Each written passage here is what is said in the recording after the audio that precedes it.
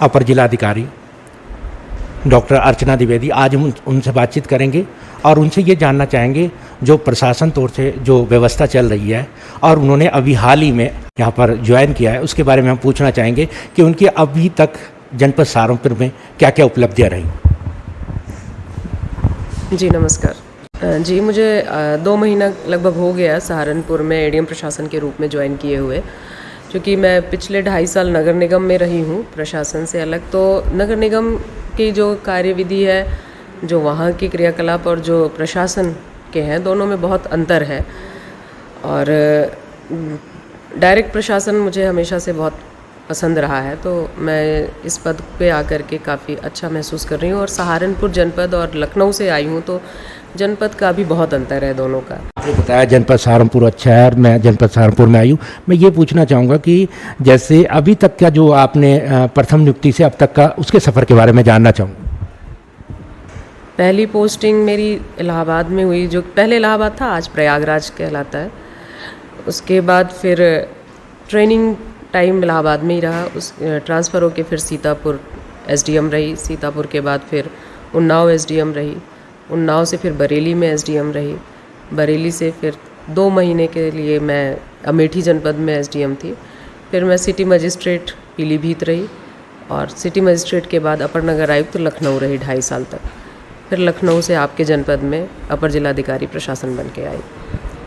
जैसे आपने बताया कि मैं नगर निगम में भी रही हूँ, तो मैं ये जानना चाहूँगा जनपद सहारनपुर में अभी आपने कुछ दौरे किए थे नगर पंचायत में, उसके बारे में जानना चाहूँगा। आपने क्या कमियाँ और खूबियाँ देखी? हाँ, मैंने यहाँ पे 2-3 नगर पंचायत नगर पालिकाओं का अभी भ्रमण किया था, सरसावां का, गंगोह का, छुटमलपुर का, बैहट का। तो जैसे नगर पालिका और नगर पंचायतें छोटी नगर निगम की तुलना में काफ़ी छोटा स्ट्रक्चर होता है, उनका बजट छोटा होता है, पर मैंने देखा कि वहाँ पे जो इनके नगर पालिकाओं के नगर पंचायतों के जो सरकारी ऑफिस कार्यालय भवन है, वो भी काफ़ी अच्छे साफ़ सुथरे और व्यवस्थित हैं। और साथ ही क्षेत्र में भी कोई ऐसी दिक्कत नहीं है, काफ़ी साफ़ सुथरा है। पब्लिक से भी मेरी बात हुई, वहाँ के चेयरमैन से भी बात हुई। कहीं कुछ छोटी मोटी समस्याएं तो सभी को होती हैं, आपस में कुछ कहीं दिक्कतें होती हैं, पर फिर भी ओवरऑल काफ़ी अच्छी स्थिति है यहाँ, काफ़ी साफ़ सुथरा है। छुटमलपुर भी हमारा बहुत व्यवस्थित और साफ़ सुथरा नगर पंचायत है। गंगोह भी मैंने देखा, वो भी अच्छा साफ़ सुथरा है। थोड़ा सा जो दिक्कत है जो मैंने देखी, वो देवबंद के एरिया में थोड़ा देखी, गंदगी वहाँ पे मिली मुझे, तो उसके लिए भी वहाँ के ईओ अधिशासी अधिकारी को निर्देशित किया गया है उस पर काम कराने के लिए, और वो कर भी रहे हैं।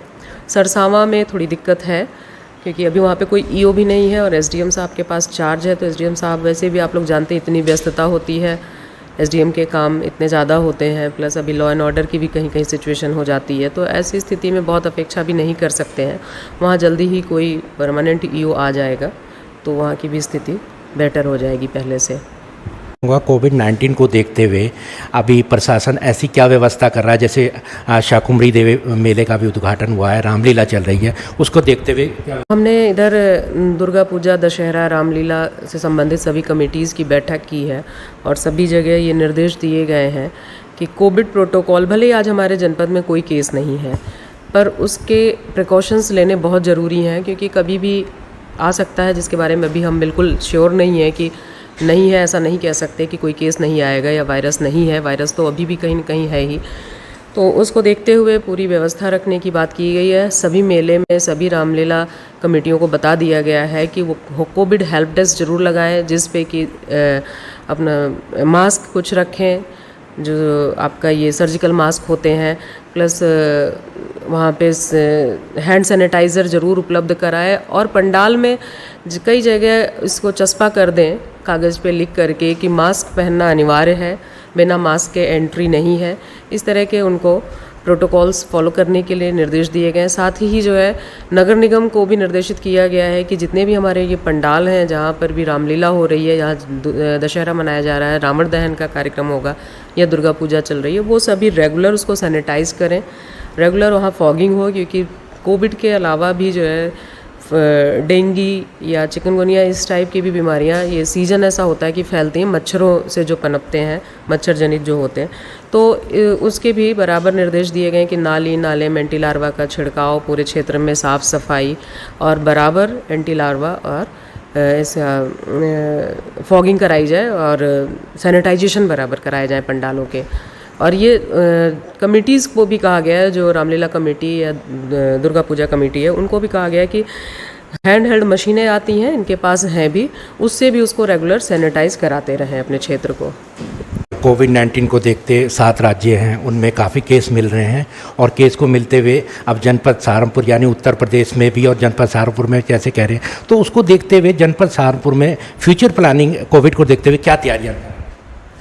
हालांकि ये वाला कार्य तो हमारे साथी अधिकारी ADM-FR साहब देखते हैं, पर थोड़ी जानकारी ज़रूर है कि हमारे अभी ऑक्सीजन प्लांट्स जो लगने थे यहाँ पे, वो सभी लग चुके हैं और फंक्शनल हो चुके हैं सारे ऑक्सीजन प्लांट। साथ ही साथ सभी हॉस्पिटल्स में बेड्स की पर्याप्त व्यवस्था कर दी गई है और डेली इसकी बैठक होती है और समीक्षा होती है, और अभी तक हमारे यहाँ कोई भी केस ऐसा आया नहीं है, तो कोई इतनी चिंताजनक स्थिति नहीं है।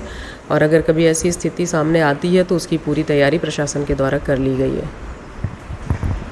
नगर निगम की व्यवस्था के साथ साथ कोविड-19 को देखते हुए उसकी सुरक्षा को लेकर प्रशासन पूर्ण रूप से तत्पर है। वीडियो जर्नलिस्ट सुशील कुमार के साथ सुदर्शन कपटियाल, पाठकनामा।